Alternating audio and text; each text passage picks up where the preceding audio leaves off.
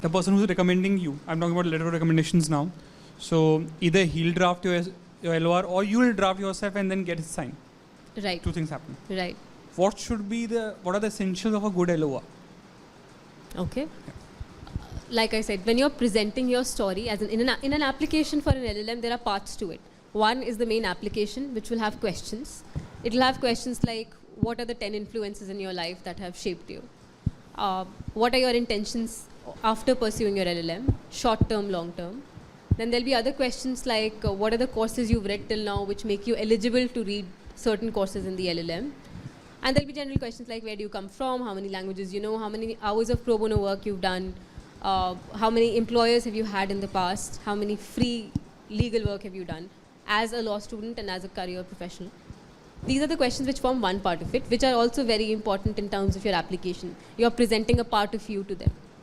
And then comes your SOP, which is again a part of it, of telling them your story. LORs also fit in where exactly your story is going.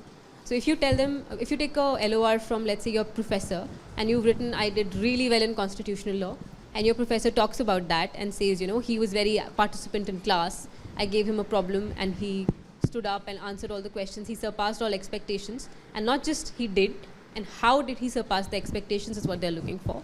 There are a couple of questions which I have, I'm happy to circulate them, which your recommender should answer while recommending. That's important, like how does that person know you? How has the interaction been? Has it been a continuous interaction or has it been intermittent? How has that person seen you grow and develop as an individual and as a professional? Have you put in hard work? Does he see the qualities in you which he doesn't see in other average people? How does he think you're special? Why does he think you deserve a place in their university? One other thing that you need to consider about getting letter of recommendations is if you have less than 2 years of work experience, it's always advisable to take it from your academic professors, people who've taught you the most recently. They are best people to actually recommend you. If you have more than 2 years of work experience, then definitely ask your advisor or professional. Like they need one LOR from an academic, from your professor and from your employer. But that employer needs to know you for sufficiently long time.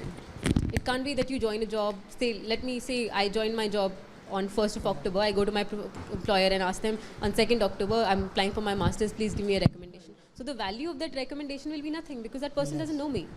Even if like I interned with my boss for like a year before I joined him as a... So that person knows you well. Yes, but it's not expected for anyone who's not worked for more than 2 years to give a professional recommendation. It's assumed that you've studied at a law school and law school professors are the best fit to tell them why should you be given a place in their university. Because you technically don't have work experience. So that's something you need to consider.